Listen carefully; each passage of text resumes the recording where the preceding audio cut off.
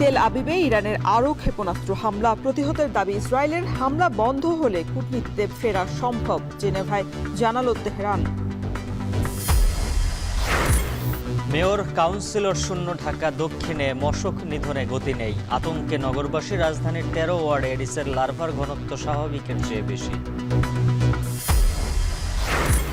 পর্যটন ব্যবসার নামে ধ্বংস হচ্ছে হাওরের জীববৈচিত্র্য। প্রশাসনের দিকে অভিযোগের তীর বিশেষজ্ঞ এবং স্থানীয়দের।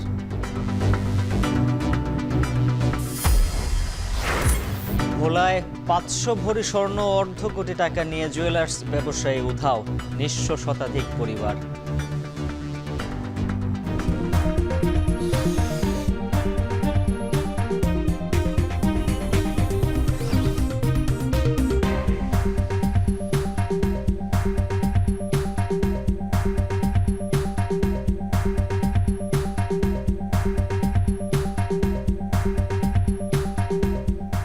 স্বাগত। এখন সকালে পুরো আয়োজনের সঙ্গে আছে আমি শরীফ রওশন এবং আমি উজ্জ্বল হাফিজ।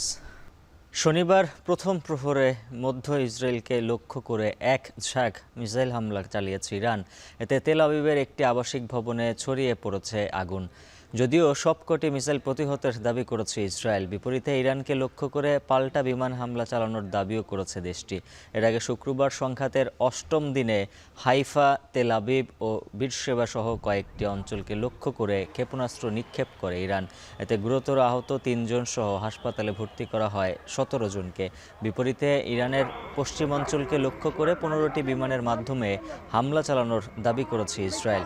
পাল্টাপাল্টি হামলার মধ্যে শুক্রবার ইরানের পূর্বাঞ্চলে শেমনান প্রদেশে 5.1 মাত্রার ভূমিকম্প অনুভূত হয়, যদিও হতাহতের কোনো তথ্য পাওয়া যায়নি। এদিকে মার্কিন প্রেসিডেন্টের দাবি, মধ্যপ্রাচ্যে শান্তি স্থাপনার জন্য কিছুটা কঠোর হয়েছেন তিনি। এজন্য ইরানকে 2 সপ্তাহ সময় দেয়া হয়েছে। পাশাপাশি দাবি করেন, ইরানের ভূগর্ভস্থ পরমাণু কেন্দ্র ধ্বংসের সক্ষমতা নেই ইসরায়েলের।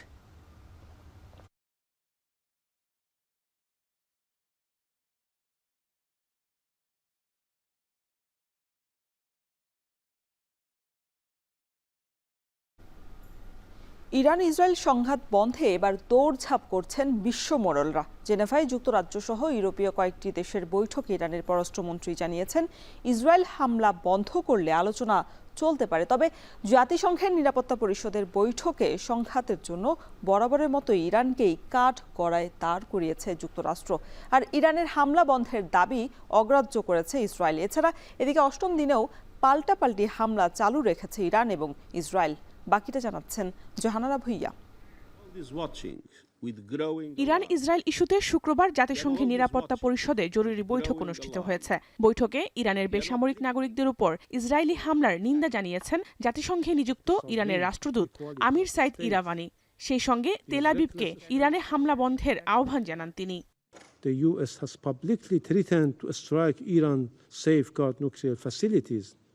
Such acts constitute a flagrant violation of Article 2, Paragraph 4 of the UN Charter and a breach of the sovereign equality of states. তবে ইরানে হামলা বন্ধ হবে না বলে জানান ইসরায়েলের প্রতিনিধি Danny Danon. Well, we have seen diplomatic talks for the last few decades and look at the results. So, if there will be a genuine effort to dismantle the capabilities of Iran, then that's something we can consider. But it is going to be like another session and debates. That's not going to work. Thank you, Madam President. ইসরায়েলের পাশাপাশি পরমাণু কর্মসূচি ইস্যুতে যুক্তরাষ্ট্র ইরানকে তোপের মুখে ফেলার চেষ্টা করে। জাতিসংঘে মার্কিন প্রতিনিধি ডরোথি সিয়া বলেন, ইরানকে অবশ্যই ইউরেনিয়াম উৎপাদন বন্ধ করতে হবে। একই দিন সুইজারল্যান্ডের জেনেভায় যুক্তরাজ্য, ফ্রান্স ও জার্মানের পররাষ্ট্রমন্ত্রীদের সঙ্গে বৈঠক করেন ইরানের পররাষ্ট্রমন্ত্রী আব্বাস আরাকচি। সে সময় আন্তর্জাতিক আইন অমান্য করে ইরানে হামলা করায় ইসরায়েলকে যুদ্ধাপরাধী বলে অভিযোগ করেন তিনি। তবে ইসরায়েল যদি ইরানে হামলা বন্ধ করে তবে কূটনৈতিক আলোচনার সুযোগ রয়েছে বলে জানান আরাকচি। حمله به تأسیسات زیربنایی جمهوری اسلامی ایران با پاسخی محکمتر قطعاً مواجه خواهد شد و دشمنان ما می‌دانند که چه اهدافی در داخل رژیم صهیونیستی در دسترس ما قرار داره। এদিকে 8ম দিনের মতো চলছে ইরান ইসরায়েল পাল্টাপাল্টি হামলা। ইসরায়েলের হাইফা শহরে বেশ কয়েকটি ক্ষেপণাস্ত্র ছুড়েছে ইরান। এতে আহত হয়েছে অন্তত 17 জন। অপরদিকে ইরানের বিপ্লবী গার্ডের ঘাঁটিতে হামলা করে আইআরজিসির এক কমান্ডারকে হত্যার দাবি করে ইসরায়েল। জাহানারা ভূঁইয়া, এখন বিশ্ব। এবার মৌসুমের আগে বিপজ্জনকভাবে বাড়ছে ডেঙ্গু জ্বর। কয়েল জ্বালিয়ে কিংবা অ্যারোসল দিয়েও মিলছে না মুক্তি। আইইডিসিআর এর জরিপ বলছে 2 সিটির 13টি ওয়ার্ডে ডেঙ্গুবাহী এডিস মশার লার্ভার ঘনত্ব নির্ধারিত মানদণ্ডের চেয়ে বেশি। অভিভাবক শূন্য সিটি কর্পোরেশনে ভাটা পড়েছে কাজের ধারাবাহিকতায়। কমেছে মশক নিধন কার্যক্রম। রাশেদুল ইসলামের ক্যামেরায় আরো জানাচ্ছেন বাইজিদ সাদ। তৃতীয় শ্রেণীর শিক্ষার্থী ইহসান পড়ার টেবিলে বসতেই মশার কামড়ে মনোযোগ ধরে রাখা দুষ্কর হয়ে উঠেছে। ডেঙ্গু আতঙ্কে তার পরিবার। খুব আগ্রহ নিয়ে পড়তে বসে, আম্মু আমার পরীক্ষা, আমাকে তাতে পড়াতে বসি, বইপত্র নিয়ে বসে, যেই মশা কামড়টা হয় আম্মু ভালো লাগছে না, পড়বো না। মশা কামড়ে প্রত্যেক দিন, এর ফলে আমি পড়তে পারি না, সামনে আমার পরীক্ষা। রাজধানীর বিভিন্ন এলাকায় বেড়েছে মশার উপদ্রব, বাড়ছে ডেঙ্গু জ্বরের ঝুঁকি। গত কয়েক সপ্তাহে আবহাওয়ার পরিবর্তন, অতিবৃষ্টিতে প্রায় সব ওয়ার্ডেই বেড়েছে মশার প্রজনন। ফলে কয়েল জ্বালিয়ে কিংবা অ্যারোসল দিয়েও রেহাই পাওয়া যাচ্ছে না। আমাদের এলাকায় অনেক মশা, অনেক বছর ধরে আমরা মশার খাবার সহ্য করতে আছি। মশারি টানালে হয় না, কারণ আমাদের তো মশারি থেকে বের হতে হয়। তো বের হওয়ার পরে যে মানে এই ওইটুকুর মধ্যে অনেক মশা ঢুকে যায়, অনেক জায়গায় মানে অ্যালার্জির মতো হয়ে যায়, মানে মশা কামড় পড়ে যেই রোগটা এরকম হয়। এখন আমরা যে স্থানটিতে আছি এটি একটি বাসার প্রবেশপথ। সিটি কর্পোরেশনের নিষ্কাশন নজরদারির অভাবে এরকম এলাকায় বেশ কয়েকটি বাসাবাড়ির সামনে পানি জমে থাকে। নাজুক ড্রেনেজ ব্যবস্থার কারণে এখন পুরো এলাকায় ডেঙ্গু আতঙ্ক বিরাজ করছে। সিটি কর্পোরেশনের লোকেরা এখন তো ধরেন মানে সরকার যাওয়ার পর থেকে অত লোক অত আসে না, আগে তো আইতো 2-1 এখন আসে না। গত ফেব্রুয়ারি থেকে মার্চ মাসে চালানো আইইডিসিআর এর প্রাক বর্ষা জরিপে দেখা যায় রাজধানীর 2 সিটির 13টি ওয়ার্ডে ডেঙ্গুর জীবাণুবাহী এডিস মশার লার্ভার ঘনত্বের পরিমাণ নির্দিষ্ট মানদণ্ডের চেয়ে বেশি। এর মধ্যে ঢাকা উত্তরে ঝুঁকিতে রয়েছে 6টি ওয়ার্ড আর দক্ষিণে 7টি। উত্তরের 12 আর দক্ষিণে 31 ও 41 নম্বর ওয়ার্ডে এডিস মশার ব্রুটো ইন্ডেক্স পাওয়া গেছে 26.67%। ডেঙ্গু রোগীর সংখ্যা বাড়তে থাকলেও অভিভাবক শূন্য সিটি কর্পোরেশনের কাজের ধারাবাহিকতায় ভাটা পড়েছে। মেয়র কাউন্সিলর না থাকায় এবছর ডেঙ্গু নিয়ে বেশি আতঙ্কিত নগরবাসী। এছাড়াও স্প্রে ও ফগিং সহ সিটি কর্পোরেশনের নিয়মিত মশা নিধন ব্যবস্থাও হ্রাস পেয়েছে। প্রচুর মশা, এই তো মশা বাড়ছে যে বসেই জানা মশা জ্বালায়। মেয়র নাই, কাউন্সিলর নাই, নির্বাচিত কোনো সরকারও নাই, সেটা আমাদের জনগণের দুর্ভোগ দেখবে কি? এলাকার মানুষের যে কি ডেঙ্গু পরিস্থিতিতে কি ভয়াবহ আকার ধারণ করছে সেটা মানে বলে আর বোঝা যাবে না। চলতি বছরের 20 জুন পর্যন্ত মোট ডেঙ্গু আক্রান্ত হয়েছে 7,077 জন। এর মধ্যে 49.3% পুরুষ এবং 40.7% নারী রয়েছেন, আর মারা গেছেন 30 জন। এর মধ্যে শুধু ঢাকায় আক্রান্ত হয়েছেন 5,210 জন, যা মোট আক্রান্তের প্রায় 70%, যার অধিকাংশই রাজধানী ও এর আশেপাশের বাসিন্দা। গত জানুয়ারি থেকে জুনের মাঝামাঝি পর্যন্ত রাজধানীর মুগদা হাসপাতালে চিকিৎসা নিয়েছেন 1,340 জন ডেঙ্গু রোগী। সমাজকর্মীরা বলছেন প্রয়োজনের চেয়ে মশা নিয়ন্ত্রণ কার্যক্রম নগণ্য। দক্ষিণ সিটিতে এডিস দমনে নেই কার্যকর তৎপরতা। যখন যে রাষ্ট্রের বিভিন্ন জায়গায় বসে থাকে এইসব দায়িত্বগুলায়, তারা এই অঞ্চলের মতো যে অঞ্চলগুলো আছে সেই অঞ্চলের মানুষ মনে করে না। আমরা স্পেশাল মনে বাদলাম যে সাধারণ যে রুটিন কাজ সেই কাজটা পর্যন্ত হয় না। শুধু হয় না, আমরা অনেক চেঁচামেচি করার পরেও হয় না। যারা বিভিন্ন জায়গায় চেয়ারে বসে আছে আমাদের টাকায় চলছে, অথচ আমাদের মানুষ মনে করছে না। এটা হচ্ছে মূল সমস্যা। প্রতি বছর বিভিন্ন জরিপে রাজধানীর নির্ধারিত কিছু ওয়ার্ডকে ডেঙ্গু ঝুঁকিপূর্ণ ঘোষণা করা হয়। এসব স্থানে মশা বা লার্ভা কেন বেশি পাওয়া যাচ্ছে তা মৌসুম শুরুর আগেই শনাক্ত করলেও সিটি কর্পোরেশন ও স্বাস্থ্য অধিদপ্তরের সমন্বয়ে জনগণকে সম্পৃক্ত করে বছরব্যাপী নেওয়া হয় না কোনো পরিকল্পনা। তাই স্বাস্থ্য ঝুঁকি বাড়ে এসব এলাকার বাসিন্দাদের। বাইজিদ সাদ, এখন, ঢাকা। সম্পদ আর সৌন্দর্যে ভরপুর টাঙ্গুয়ার হাওর। নিয়ম অনুযায়ী এই হাওরের জলাভূমি চিহ্নিত করে মাছ এবং পাখির নিরাপদ আবাসস্থল তৈরি করার কথা থাকলেও পর্যটন ব্যবসার নামে ধ্বংস করা হচ্ছে হাওরের এই জীববৈচিত্র্য। তবে হাওর বিশেষজ্ঞ এবং সুনামগঞ্জের সচেতন মহল বলছেন টাঙ্গুয়ার এমন পরিস্থিতির জন্য দায়ী প্রশাসন। বিস্তারিত লিপসন আহমেদের প্রতিবেদনে। ঝর্ণা থেকে নেমে আসা স্বচ্ছ পানির সঙ্গে হিজল করচবনের অপরূপ সৌন্দর্যের দেখা মেলে সুনামগঞ্জের টাঙ্গুয়ার হাওরে। মূলত ভরা বর্ষায় প্রকৃত রূপ মেলে ধরে এই জলাঞ্চল। বর্ষা মৌসুমের শুরুতেই হাওরে বাড়ে পর্যটক, তবে গত কয়েক বছরের তুলনায় এবার চাপ আরও বেড়েছে। হাউস বোটে চড়ে সকাল থেকে রাত পর্যন্ত হাওরের মায়াবী সৌন্দর্য উপভোগ করেন পর্যটকরা। এরকম একটা সুন্দর জায়গা আমার মনে বাংলাদেশের কোথাও আছে কিনা আমার মনে হয় না। ভালো লাগতেছে এদিকে এসে সুইমিং করতেছি ফ্রেন্ডদের ফ্যামিলির সাথে। ওভারঅল পরিবেশটা খুবই সুন্দর আর কি, ন্যাচারাল একটা পরিবেশ, অনেক ভালো লাগতেছে, অনেক মজা লাগতেছে। তবে জেলার পর্যটন ব্যবসা চাঙা হলেও টাঙ্গুয়ার হাওরের জীববৈচিত্র্য পড়েছে হুমকির মুখে। হাওরে অবাধে ঘুরছে 200-রও বেশি হাউসবোট, উচ্চ শব্দে চলছে জেনারেটর, গান বাজনা। চারপাশে পলিথিনের মতো প্রকৃতির জন্য ক্ষতিকারক নানা বস্তু। একসময়ের টাঙ্গুয়ার হাওরে যে পাখি কিংবা মাছ দেখা যেত, এখন তার ছিটে ফোঁটাও নেই। জীববৈচিত্র্য সমৃদ্ধ জলাভূমি হিসেবে ঘোষিত টাঙ্গুয়ার হাওর নজরদারির অভাবে ধ্বংসের দ্বারপ্রান্তে, অভিযোগ স্থানীয়দের। বাপ দাদার মুখে শুনতাম তারা যদি হাওরে দিয়া নৌকা হাতে বাইরে যেত, মাছ লাফ দিয়া নৌকার মাঝে উঠত। এখন প্রায় এসব অনেক প্রজাতির মাছ পাখি বিলুপ্তির পথে। শাসনের একটা সিস্টেম ছিল, বুঝছেন, তখন পাখি এবং মাছ এগুলা খুব বেশি পরিমাণে উৎপাদন হতো, কিন্তু এখন শাসন না থাকার কারণে পাখিও নয় মাছও নয়। উচ্চ স্বরে যে সাউন্ড বক্স তারা বাজায়, এটা আসলে এই এলাকার মানুষের এটা অনেক ক্ষতি হচ্ছে, প্লাস পরিবেশে টাঙ্গুয়ার পরিবেশেরও ক্ষতি হয়। বাচ্চা কাচ্চা লেখাপড়ার ঝামেলা হইতেছে, হার্টের রুগী থাকলে তার সমস্যা হইতেছে। এদিকে IUCN 2015-এর সর্বশেষ রেড ডাটা বুকের তথ্য অনুযায়ী এ হাওরে 134 প্রজাতির মাছ, 19 প্রজাতির স্তন্যপায়ী, 219 প্রজাতির দেশি ও বিদেশি পরিযায়ী পাখি, 24 প্রজাতির সরীসৃপ, 8 প্রজাতির উভচর প্রাণী এবং 104 প্রজাতির উদ্ভিদ থাকলেও বর্তমানে এগুলোর বেশিরভাগই বিলুপ্তির পথে। পরিসংখ্যান অনুযায়ী গেল 10 বছরে এই হাওরে দেশি ও পরিযায়ী পাখি কমেছে 77%। উপজেলা প্রশাসনের কর্মকর্তা জানালেন, টাঙ্গুয়ার হাওরকে বাঁচিয়ে রাখতে পর্যটন নীতিমালায় বেশ কিছু পরিবর্তনের চেষ্টা করা হচ্ছে।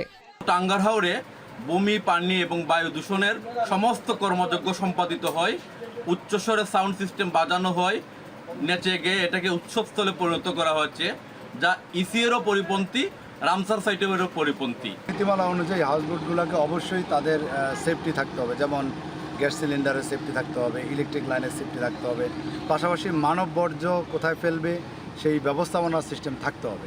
কিন্তু দেখা যাচ্ছে যে এখনও এই সিস্টেম গড়ে ওঠেনি। আমরা গত কিছুদিন আগে জেলা প্রশাসক স্যারের নেতৃত্বে একটি সভা হয়েছিল, সেই সভায় তাদেরকে বলা হয়েছে যে হিউম্যান ওয়েস্ট ডাম্পিং একটি স্টেশন গড়ে তোলার জন্য।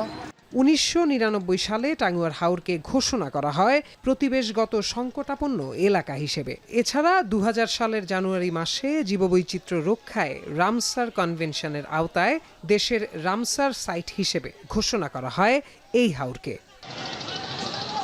এখন সুনামগঞ্জ। ভোলার ইলিশা বাজারে স্বর্ণালংকারের ব্যবসার আড়ালে শতাধিক গ্রাহকের 500 ভরি স্বর্ণ আত্মসাতের অভিযোগ উঠেছে। 500 ভরি স্বর্ণ 50 লাখেরও বেশি টাকা নিয়ে ওই জুয়েলার্স ব্যবসায়ী উধাও হয়েছেন বলে অভিযোগ ভুক্তভোগীদের। এতে নিঃস্ব হয়ে পড়েছেন শতাধিক পরিবার। অঙ্কুর রায়ের ছবিতে বিস্তারিত ইমতিয়াজুর রহমানের প্রতিবেদনে। ভোলার ইলিশা ইউনিয়নের নাজমা বেগম মেয়ের বিয়ের গহনা বানাতে স্থানীয় সুইটি জুয়েলার্সে জমা রেখেছিলেন প্রায় 4 ভরি স্বর্ণ। তবে গেল 25শে মে থেকে উধাও দোকান মালিক সোহাগ বালা। সব হারিয়ে হাতে কাগজ নিয়ে দোকানের সামনে এই বৃদ্ধার অবস্থান। শুধু নাজমা বেগমই নয়, এই ব্যবসায়ীর সাথে লেনদেন করে নিঃস্ব হয়েছেন ইউনিয়নের অনেকে। ভুক্তভোগীদের দাবি, শতাধিক মানুষের প্রায় 500 ভরি স্বর্ণ ও নগদ 50 লাখ টাকা নিয়ে পলাতক সোহাগ বালা। এ ঘটনায় ভুক্তভোগীরা মানববন্ধন সহ একাধিক কর্মসূচি করলেও মেলেনি কোনো সমাধান। বিশ্বাসকে পুঁজি করে ও যে আমাদের সাথে প্রতারণা করবে, এটা আসলে আমরা এটা জানতাম না। আমার এই জিনিসের টাকা হোক, জিনিস হোক, আমি চাই। আসানি জিনিস দিয়ে 15,000 টাকা নিছি। আমাকে দ্বারা অনুরোধ, আমার মরা মায়ের চিহ্নটা আমি যেন ফিরে পাই। আমি 25,000 টাকা নিছি, 25,000 টাকা দিয়ে গেছি, 5,000 টাকা ব্যবসা হয়েছে, নিতাম পারি নাই, আমার জিনিসও গেল, টাকাও গেল, আমার স্বামী আমার ঘর উঠতে দেয় না। আমরা যারা ভুক্তভোগী আছি তারা যেন আমরা এই সোহাগবালার গ্রেপ্তার চাই।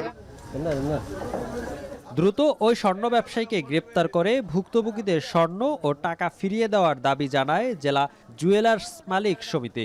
আমরা প্রশাসনের কাছে অনুরোধ করব তাদের যে টেকনোলজি আছে এর মাধ্যমে যেভাবে হোক তাকে যেন ধরে এনে আইনের মুখোমুখি করা হয়। শীঘ্রই অভিযুক্ত স্বর্ণ ব্যবসায়ীকে আইনের আওতায় আনার আশ্বাস পুলিশের। কেউ যদি আমাদের কাছে সুনির্দিষ্ট অভিযোগ করে আমরা তদন্ত সাপেক্ষে আইনানুগ ব্যবস্থা গ্রহণ করব। লেনদেনের ক্ষেত্রে অবশ্যই লিখিত রাখবেন এবং সুনির্দিষ্ট এবং যেটা নির্ভরযোগ্য প্রতিষ্ঠান এরকম প্রতিষ্ঠানের সাথে লেনদেন করবেন। শেষ সম্বল হারিয়ে দুশ্চিন্তায় ক্ষতিগ্রস্ত পরিবারগুলো। আইন শৃঙ্খলা বাহিনীর দ্রুত পদক্ষেপ এবং প্রতারক ব্যবসায়ীর বিচারই এখন এলাকাবাসীর একমাত্র দাবি। ইমতিয়াজুর রহমান, এখন ভোলা। পুলিশের সাবেক অতিরিক্ত মহাপরিদর্শক ইকবাল বাহারকে আটক করেছে ঢাকা মহানগর পুলিশের গোয়েন্দা বিভাগ। শুক্রবার সন্ধ্যায় রাজধানীর বেলি রোড এলাকায় একটি বাসা থেকে তাকে আটক করা হয়। সবশেষ তিনি রাজধানীর রাজারবাগ পুলিশ টেলিকমের অতিরিক্ত আইজিপি ছিলেন। আটক শেষে তাকে ডিবির হেফাজতে নেওয়া হয়। জুলাই অভ্যুত্থানের ঘটনায় তার বিরুদ্ধে 3টি মামলা হয়, সেগুলোর একটি মামলায় তাকে গ্রেফতার করা হয়েছে। ইকবাল বাহার এর আগে চট্টগ্রাম মহানগর পুলিশ সিএমপির কমিশনার হিসেবে দায়িত্ব পালন করেন। পরে তাকে অতিরিক্ত আইজিপি হিসেবে রাজারবাগ 3&IM এ বদলি করা হয়। 2019 সালে সেখান থেকে তিনি অবসরে যান।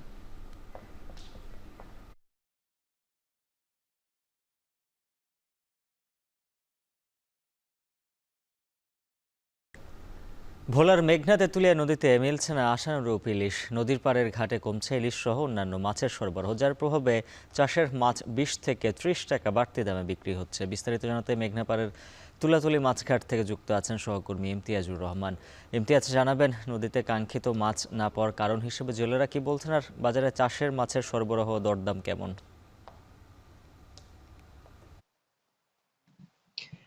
উজ্জ্বল, বাংলা আষাঢ় মাস চলমান রয়েছে। ভোলার মেঘনা তেঁতুলিয়া নদীতে বৈরী আবহাওয়ার কারণে পানিও বৃদ্ধি রয়েছে, কিন্তু জেলেরা দিনভর রাতভর জাল ফেলেও কিন্তু তারা আশানুরূপ ইলিশ মাছ দেখা পাচ্ছে না বলেও কিন্তু তারা জানিয়েছেন। বিশেষ করে এই সময়টাতে ইলিশের ভরা মৌসুম বলেও কিন্তু জেলেরা বলছেন, কিন্তু ইলিশের ভরা মৌসুম হলেও কিন্তু মেঘনা তেঁতুলিয়া সাগর মোহনা উভয় ক্ষেত্রেই কিন্তু ইলিশের একরকম সংকট রয়েছে বলেও কিন্তু আমরা দেখতে পেয়েছি। এছাড়া মেঘনা তেঁতুলিয়া নদীতে ইলিশ সংকট, এছাড়া বৈরী আবহাওয়ার কারণে সাগরও জেলেরা যেতে পারছে না, সাগরও উত্তাল থাকায় সেখানেও মাছ শিকারে ব্যাহত হচ্ছে। সব মিলিয়ে কিন্তু ভোলার বাজারে একরকম ইলিশের ব্যাপক সংকট দেখা দিচ্ছে। এই সংকটের কারণে এর প্রভাব কিন্তু দামের উপরে পড়েছে। বিশেষ করে ভোলার তুলাতুলি মাছ বাজারে পাইকারি 1 কেজি ইলিশ মাছ বিক্রি হচ্ছে 2600 থেকে 2700 টাকা কেজি দরে। এছাড়াও যেই 700 থেকে 800 গ্রামের ইলিশ মাছ রয়েছে তাও কিন্তু তুলনামূলকভাবে বাড়তি দামে বিক্রি হচ্ছে 2200 থেকে 2300 টাকা কেজি দরে। যখনই ইলিশের এতই ঊর্ধ্বমুখী দাম রয়েছে, সেক্ষেত্রে কিন্তু চাষের মাছেরও কিন্তু একটা প্রভাব রয়েছে। চাষের মাছও কিন্তু কেজি প্রতি 20 থেকে 30 টাকার মতো বৃদ্ধি পেয়েছে। আমি ভোলার মাছ বাজারে খবর নিয়েছিলাম যে তারা জানিয়েছে যে ভোলার নদ নদীর মাছের সংকট থাকায় তারা বিভিন্ন বরিশাল, খুলনা এবং রাজশাহী থেকে মাছের রাজশাহী, যশোর এসব এলাকা থেকে চাষের মাছ আমদানি করার কারণে কিন্তু মাছের দাম কিন্তু তুলনামূলকভাবে কেজি প্রতি দাম বৃদ্ধি পেয়েছে। বিশেষ করে আমি জেলা মৎস্য কর্মকর্তার সাথে কথা বলেছিলাম, নদীর মাছের সংকট, ভরা মৌসুমেও ইলিশের সংকট থাকার বিষয়ে জেলা মৎস্য কর্মকর্তা জানিয়েছেন যে এই মৌসুমটাতে যে সময় বিগত দিনে জেলেরা ইলিশ সহ অন্যান্য মাছের সরবরাহ বৃদ্ধি পেয়েছিল, তারা জেলেরা নদী থেকে জাল ফেলে পর্যাপ্ত মাছ তারা পেয়েছেন, কিন্তু এখন মাছ না পাওয়ার কারণ হিসেবে তারা জেলেরা বলছেন যে ইলিশের গতিপথ এবং নদীর গতিপথ পরিবর্তন হয়, ইলিশ রুট পরিবর্তন করেছে এবং ভোলার যে মেঘনা তেঁতুলিয়ার সহ সাগর মোহনায় ব্যাপক ডুবোচর থাকার কারণে কিন্তু নদীতে এখন কাঙ্ক্ষিত মাছ নদীতে প্রবেশ করছে না। এতে করে জেলেদের জালে মাছ না পাওয়ার প্রবণতাও দেখা দিয়েছে। এছাড়াও যে মৎস্য গবেষক রয়েছে তারা জানিয়েছে ভোলার মেঘনা তেঁতুলিয়া নদীতে অবৈধ যে সকল জাল, বিহন্দি, খুঁটি, পাই, মশারি, বাদা, এ সকল জালের দিয়ে যে রেণুপনা, ইলিশ সহ অন্যান্য মাছের রেণুপনা ধ্বংসের কারণে কিন্তু এই সময়টাতে ইলিশ সহ অন্যান্য মাছের সংকট দেখা দিয়েছে।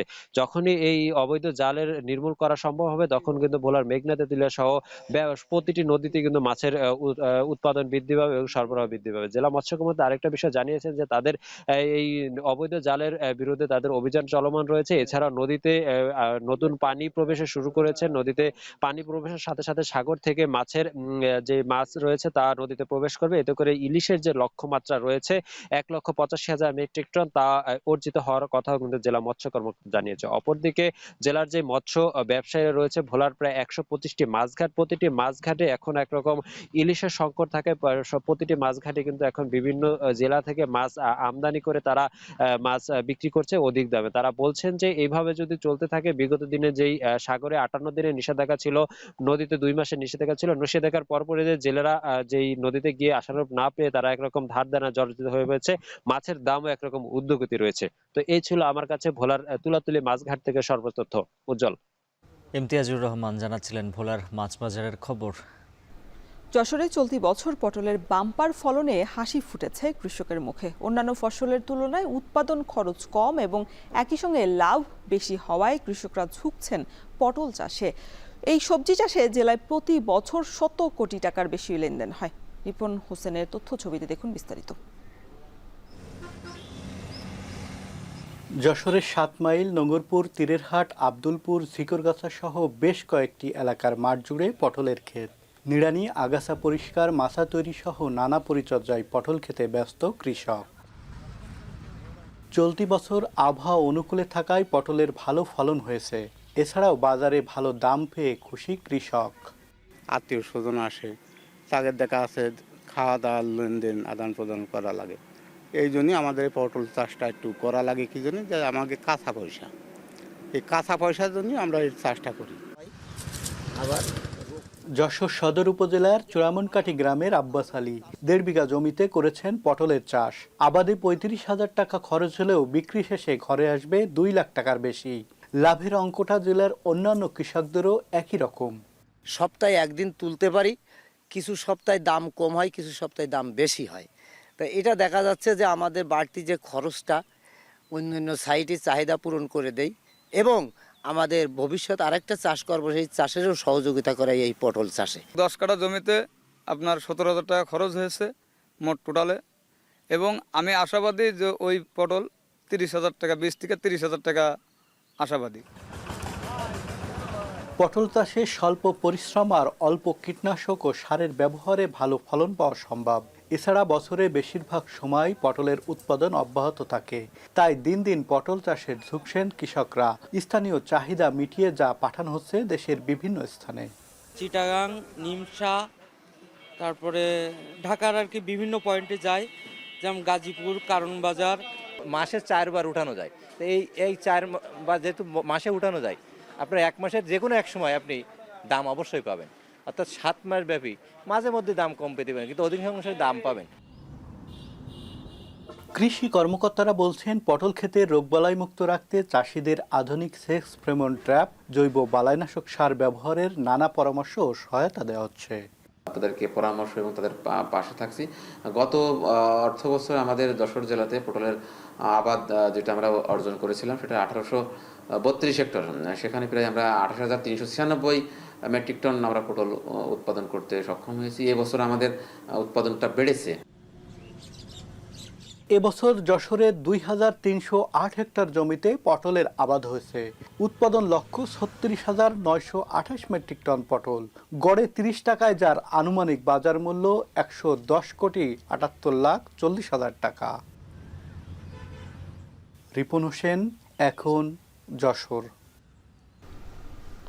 ঝালকাঠির নলছিটি পৌরসভা 150 বছরের পুরনো হলেও নাগরিক সুযোগ সুবিধায় বেশ পিছিয়ে। 26 বছর আগে তৃতীয় শ্রেণী, দ্বিতীয় শ্রেণীর পৌরসভায় উন্নতি হলেও সেবার মান পরিবর্তন আসেনি। পৌরসভায় নেই কোনো গণশৌচাগার ও সুপরিকল্পিত বর্জ্য ব্যবস্থাপনা। নদী পাড়ে ও খোলা স্থানে ময়লা আবর্জনা ফেলায় দূষিত হচ্ছে পরিবেশ। এছাড়া বেশিরভাগ সড়ক চলাচলের অনুপযোগী। নিয়মিত পৌর কর পরিশোধ করেও আশানুরূপ সেবা না পাওয়ায় ক্ষুব্ধ পৌরবাসী। ঝালকাঠি থেকে আলামিন তালুকদারের তথ্য ছবিতে বিস্তারিত প্রতিবেদনে। ঝালকাঠি জেলার প্রথম ও দেশের দ্বিতীয় পৌরসভা নলছিটি। 26.16 বর্গ কিলোমিটার আয়তনের এ পৌরসভায় 50,000-এর বেশি মানুষের বসবাস। দেশের সবচেয়ে পুরনো পৌরসভার একটি হলেও নাগরিক সেবার দিক থেকে বেশ পিছিয়ে। 150 বছরের পুরনো পৌরসভাটিতে এখনও গড়ে ওঠেনি পরিকল্পিত ড্রেনেজ ব্যবস্থা। এতে সামান্য বৃষ্টিতেই ময়লা পানি উপচে ছড়িয়ে পড়ছে পথে ঘাটে।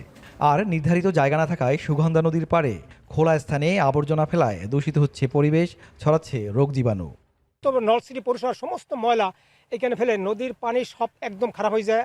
আমরা এখানে উজু, গোসল এবং খাওয়ার পানি এখান থেকে কিছু সংগ্রহ করতে পারতেছি না। ময়লা ফালানোর কোনো জায়গা নাই, নদীর পাড়ে নিয়ে ময়লা ফালানো হয় এবং গন্ধর আর শেষ নেই এবং এটা কোনো সংস্কারের জন্য কোনো কাজে নেই। ড্রেন নাই, পানি নিষ্কাশনের কোনো ব্যবস্থা নাই, কোনো সুযোগ সুবিধা নাই, অথচ আমরা ট্যাক্স শুধু পরিশোধ করে যাচ্ছি, কিন্তু আমরা কোনো সুযোগ সুবিধা পাচ্ছি না।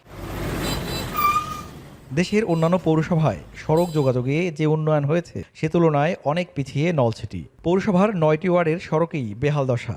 এর মধ্যে অনুরাগ, সূর্যপশা, শারদল, মালিপুর, নান্দিকাঠির বেশিরভাগ সড়কই চলাচলের অনুপযোগী। আর বর্ষায় এসব সড়ক ব্যবহারে দুর্ভোগ পোহাতে হয় দ্বিগুণ।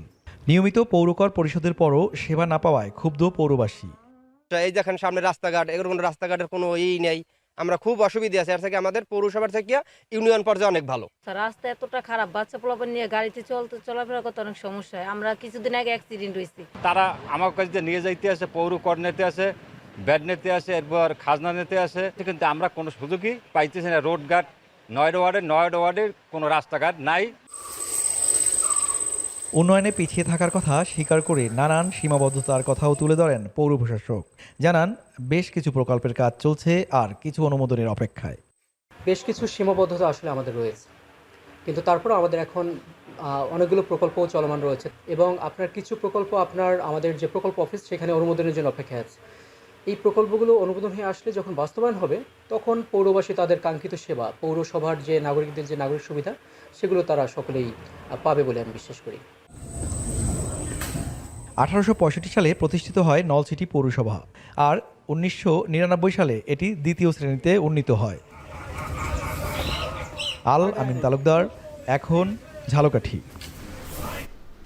দীর্ঘদিন ধরে সংস্কার না করায় বেহাল হবিগঞ্জের বানিয়াচং আজমেরীগঞ্জ শরীফ উদ্দিন সড়ক। পুরো সড়ক জুড়ে বড় বড় খানাখন্দ তৈরি হওয়ায় দুর্ভোগে উপজেলার অন্তত 1.5 লক্ষাধিক মানুষ। যাত্রী এবং চালকদের অভিযোগ, সড়কে প্রায় ঘটছে ছোট বড় দুর্ঘটনা, সেই সাথে নষ্ট হচ্ছে পরিবহনের বিভিন্ন যন্ত্রাংশ। তবে চলতি মাসে দরপত্র আহ্বানের কথা জানায় সড়ক বিভাগ। বিস্তারিত কাজল সরকারের প্রতিবেদনে। হবিগঞ্জের বানিয়াচং আজমেরীগঞ্জ শরীফ উদ্দিন সড়ক 17 কিলোমিটার। সড়কটি উপজেলার 1.5 লক্ষাধিক মানুষের প্রতিদিনের যাতায়াতের একমাত্র মাধ্যম, কিন্তু বর্তমানে সড়কটি যেন এক দুর্ভোগের নাম। দীর্ঘদিন সংস্কারের অভাবে সড়কের পুরো অংশ জুড়ে সৃষ্টি হয়েছে খানাখন্দ। স্থানীয়দের অভিযোগ, এসব গর্তে পড়ে প্রায়ই উল্টে যাচ্ছে টমটম, ইজিবাইক, সিএনজি, অটোরিকশা ও মোটরসাইকেলের মতো ছোট যানবাহন। ঘটছে দুর্ঘটনা, আহত হচ্ছেন যাত্রীরা। আজমিরের থেকে বানিয়াচং গাড়িটা আইতে সময় লাগে 30 মিনিট, এই জায়গার মাঝে লাগে 1 ঘন্টা। প্রতিদিন অ্যাক্সিডেন্ট আছে গাড়ি। গতকালকে আমরা গাড়ি তুলছি দৌড়িয়া, রাস্তা ভাঙ্গা। বৃষ্টি হইলে তো গাড়ি চলবো যে এই ধরনের কোনো পরিবেশই থাকে না, গাড়ি ঘোড়া চলা খুব অবস্থা খারাপ হয়ে যায়। প্রতিনিয়তই দুর্ঘটনা ঘটছে এবং যেখানে সেখানে আসলে জনশূন্য এলাকায় গাড়িগুলো বিকল হয়ে যায়, ইঞ্জিনগুলো বিকল হয়ে যায়। সড়কের এমন অবস্থায় যান চলাচল কমিয়ে দিয়েছেন চালকরা। তাদের অভিযোগ, অতিরিক্ত ঝাঁকুনিতে প্রায়ই নষ্ট হচ্ছে পরিবহনের বিভিন্ন যন্ত্রাংশ। গাড়িতে আমরা ইনকাম করি 500 টাকা, কিন্তু আমরা মেরামতের জায়গা যায় টাকা আসে 1200 টাকা, 700 টাকা, 900 টাকা, এরকম আমরা মেরামত করা লাগে। মাথা তার অনেক খারাপ। ডেলিভারি সিজার লই গেলে অনেক জায়গায় আটতে যায়, একটু জায়গা আটতে নেই, একটু জায়গা আবার গাড়িতে যাওয়া লাগে। ব্যারিং জায়গা, চাক্কার জায়গা, ডিফারেন্সের জায়গা, গাড়ির আস জায়গা। সড়ক ও জনপথ বিভাগ বলছে চলতি মাসে নতুন করে দরপত্র আহ্বান করা হয়েছে। ডিসেম্বর মাসে এটিকে আমাদের মন্ত্রণালয়ে প্ল্যান করা হয়। মন্ত্রণালয় যাত্রা বাচ্চা শেষে পরবর্তী মন্ত্রণালয় থেকে সিদ্ধান্ত হয় যে এটিকে রিটেন্ডার করতে হবে। তো আমরা এই মাসে 5 তারিখে আমরা রিটেন্ডার করেছি। আগামী মাসে 8 তারিখে আশা করি এটা উন্মুক্ত করা হবে। উন্মুক্ত করানোর পরে যত দ্রুত সম্ভব আমরা চেষ্টা করছি ঠিকাদার নিয়োগ করে যেন কাজটি শুরু করা যায়। 2017 সালে 116 কোটি টাকা ব্যয়ে সড়কটির নির্মাণ কাজ শেষ হয়। এরপর দীর্ঘ 7 বছরে সড়কটিতে আর কোনো সংস্কার হয়নি। কাজল সরকার, এখন হবিগঞ্জ। ময়মনসিংহ, নাটোর ও জামালপুরে আলাদা সড়ক দুর্ঘটনায় 15 জন নিহত হয়েছেন। এর মধ্যে ময়মনসিংহেই এক দুর্ঘটনায় প্রাণ হারিয়েছেন 7 জন, আহত হয়েছেন আরও বেশ কয়েকজন। হারুনুর রশিদের প্রতিবেদনে থাকছে বিস্তারিত। শুক্রবার রাত 9টা ফুলপুর হালুয়াঘাট সড়কে কাজিয়াকান্দার ইন্দিরার পার এলাকায় দাঁড়ানো ছিল বালু ভর্তি বিকল লরি ট্রাক। ময়মনসিংহের ফুলপুর থেকে যাত্রী নিয়ে একটি মাহিন্দ্র হালুয়াঘাট যাওয়ার পথে দাঁড়িয়ে থাকা লরি ট্রাককে ওভারটেক করে বিপরীত দিক থেকে আসা শ্যামলী বাংলা পরিবহনের বাসের সামনে পড়ে যায়। মুখোমুখি সংঘর্ষে মাহিন্দ্রটি ছিটকে সড়কের পাশে বিদ্যুতের খুঁটিতে ধাক্কা লেগে চূর্ণ বিচূর্ণ হয়ে যায়। এতে ঘটনাস্থলেই মাহিন্দ্র চালক সহ 5 জন নিহত হয়। আহত হয় মাহিন্দ্র ও বাসের কমপক্ষে 20 যাত্রী। খবর পেয়ে ফায়ার সার্ভিস কর্মীরা স্থানীয়দের সহায়তায় হতাহতদের উদ্ধার করে। গুরুতর আহতদের প্রথমে ফুলপুর ও পরে ময়মনসিংহ মেডিকেলে নেওয়া হয়। হাসপাতালে চিকিৎসাধীন অবস্থায় মৃত্যু হয় আরও 2 জনের। তো একজনে কান্দা কান্দা বলতে আছে এখানে সবাই শেষ। পিছন থেকে তাকায় দিয়ে মাইন্ডের তলে অনেক যাত্রী সব 6 জন ধরে মারা গেছেন। ওই লরি ওভারটেকের সময় মাইন্ড ওভারটেক করছে, ওভারটেকের সময় এই দুর্ঘটনা ঘটছে। গতি বেশি ছিল আর এখানে যারা উদ্ধার করছে তারা অবাক হয়ে গেছিল, কাঁদতেছিল যে এটি দেখে বাইক করবো না ধরবো এরকম হয়ে গেছিল। এদিকে শুক্রবার বিকেলে ময়মনসিংহের তারাকান্দায় ময়মনসিংহগামী অ্যাম্বুলেন্সের সঙ্গে বিপরীত দিক থেকে আসা সিএনজি অটোরিকশার মুখোমুখি সংঘর্ষ ঘটে। এতে ঘটনাস্থলেই 2 জন নিহত হন, আর হাসপাতালে নেয়ার পর আরও 1 জনের মৃত্যু হয়।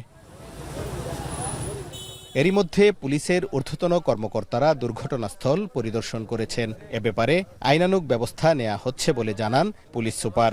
গাড়ির যে ড্রাইভার হেল্পার তাদেরকে আমরা এখনো পাই নাই, তারা তো পলাতক আছে। তাদেরকে ধরলে হয়তো এটা জানা যাবে যে আসলে গাড়িটা আসলে কেন অ্যাক্সিডেন্টটা হয়েছে। সব বিষয়ে আইনানুগ ব্যবস্থা হবে। তা সবচেয়ে বেশি হলো ব্যাপারটা হলো সবাইকে সচেতন হতে হবে। রাস্তায় যখন গাড়ি যে চলবে বা যে রাস্তায় চলাচল করবে সবাইকে সচেতন হতে হবে। নাটোরে আরেকটি দুর্ঘটনায় 4 জন নিহত হয়েছেন। বিকেলে সিরাজগঞ্জ থেকে রাজশাহীগামী একটি বাসের সাথে বিপরীত দিক থেকে আসা সিএনজি অটোরিকশার সংঘর্ষ হয়। এতে ঘটনাস্থলেই 1 জন নিহত হন, আর আহতদের উদ্ধার করে নাটোর সদর হাসপাতালে নেওয়া হলে 1 জন এবং রাজশাহী মেডিকেলে আরও 2 জনের মৃত্যু হয়। এছাড়া জামালপুরে বাস চাপায় 1 পথচারী নিহত হন। হারুনুর রশিদ, এখন ময়মনসিংহ। দূষণের কবলে ইউরোপের সবচেয়ে বড় মেরিন পার্ক। এতে হুমকির মুখে পড়েছে প্রায় 300-র বেশি প্রজাতি। তবে দূষণ থেকে এই পার্কটি রক্ষায় এগিয়ে এসেছে এজিয়ান রিভরিথ নামে একটি সংগঠন। ইউরোপীয় ইউনিয়নের আর্থিক সহায়তায় সমুদ্রের আবর্জনা পরিষ্কার করছে তারা। ইশরাত মুক্তির প্রতিবেদন। পূর্ব এজিয়ান সাগরের গ্রিক দ্বীপ অ্যালোনিসস ইউরোপের বৃহত্তম সুরক্ষিত মেরিন পার্ক। এটি নীল সবুজ জলরাশির জন্য অ্যালোনিসস একটি জনপ্রিয় পর্যটন কেন্দ্র। 90 দশকের গোড়ার দিকে অ্যালোনিসসে প্রতিষ্ঠিত এই মেরিন পার্কটি বিশ্বের শেষ মঙ্ক সিলের উপনিবেশগুলোর মধ্যে একটি। এছাড়াও এটি 300-র বেশি মাছের প্রজাতি, ডলফিন এবং সামুদ্রিক কচ্ছপের আশ্রয়স্থল। বর্তমানে দূষণের শিকার হয়ে অ্যালোনিসসের সামুদ্রিক জীববৈচিত্র্য হুমকির মুখে। সামুদ্রিক প্রাণীদের জীবন রক্ষায় ইইউ এর অর্থায়নে বর্তমানে অ্যালোনিসসের সমুদ্রতল থেকে আবর্জনা পরিষ্কারের উদ্যোগ নিয়েছে এজিয়ান রিভরিথ নামের একটি সংগঠন। একদল স্বেচ্ছাসেবী ডুবুরির সহায়তায় সমুদ্রের নিচ থেকে প্লাস্টিকের বোতল, টায়ার, মরিচা ধরা অ্যাঙ্কর চেইন সহ পচে যাওয়া আবর্জনা সংগ্রহ করা হয়েছে। Its main role is not to clean those places. Its main role is to research according to those rubbish and find the source of the pollution in each area. অ্যালোনিসস সবুজ দ্বীপ এবং মেরিন পার্কের একটি অংশ। এর যে অংশে বেশি আবর্জনা খুঁজে পাওয়া গেছে তার অধিকাংশই পর্যটক এবং জেলেদের অসচেতনতার জন্য ঘটছে বলে মনে করেন এই স্বেচ্ছাসেবী ডুবুরি। অ্যালোনিসসের পরিচ্ছন্নতা ও গবেষণা কার্যক্রম সমুদ্র সুরক্ষার একটি মডেল হিসেবে কাজ করতে পারে বলে আশা প্রকাশ করেন থিওডোরা ফ্রান্সেস। উপকূলীয় জীববৈচিত্র্য রক্ষায় প্রায় $886 মিলিয়ন 21টি প্রকল্প হাতে নিয়েছে গ্রিস, যার মধ্যে এজিয়ান এবং পশ্চিমে আয়োনিয়ান সাগরে আরও 2টি পার্ক তৈরির পরিকল্পনা রয়েছে। এছাড়া 2030 সালের মধ্যে আঞ্চলিক জলসীমার 30% পর্যন্ত সামুদ্রিক সুরক্ষিত এলাকা সম্প্রসারণের আইন প্রণয়ন করা হয়েছে। শুধু তাই নয়, এসব সুরক্ষিত এলাকায় মাছ ধরা এবং পর্যটন বিষয়ক পরিকল্পনা ইইউতে জমা দেওয়া হয়েছে।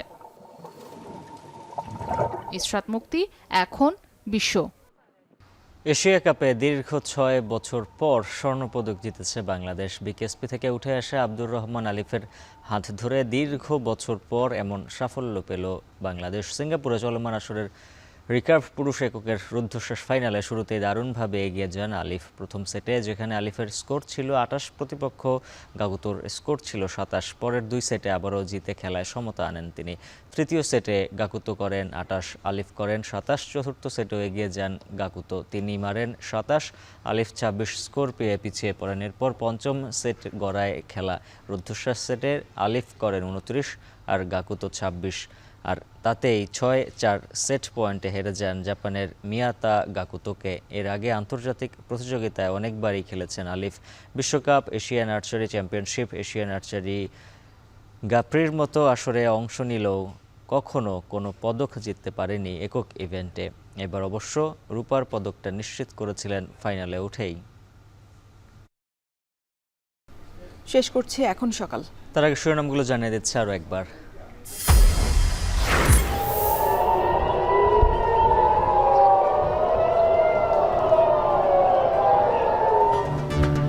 তেল আবিবে ইরানের আরও ক্ষেপণাস্ত্র হামলা, প্রতিহতের দাবি ইসরায়েলের। হামলা বন্ধ হলে কূটনীতিতে ফেরা সম্ভব, জেনেভায় জানালো তেহরান। মেয়র কাউন্সিলর শূন্য ঢাকা দক্ষিণে মশক নিধনে গতি নেই, আতঙ্কে নগরবাসী। রাজধানীর ১৩ নং ওয়ার্ডে এডিসের লার্ভার ঘনত্ব স্বাভাবিকের চেয়ে বেশি। পর্যটন ব্যবসার নামে ধ্বংস হচ্ছে হাওরের জীববৈচিত্র্য, প্রশাসনের দিকে অভিযোগের তীর বিশেষজ্ঞ ও স্থানীয়দের।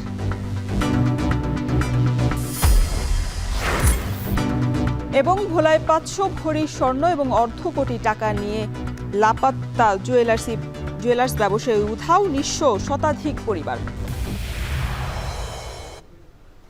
শেষ করছি এখন সকাল। এখন টেলিভিশন ওয়েবসাইটে দেখতে ভিজিট করুন এখন.tv। এছাড়া ফেসবুকে দেখতে ভিজিট করুন facebook.com/tv.এখন এবং ইউটিউবে যুক্ত থাকতে ভিজিট করুন youtube.com/c/echontv।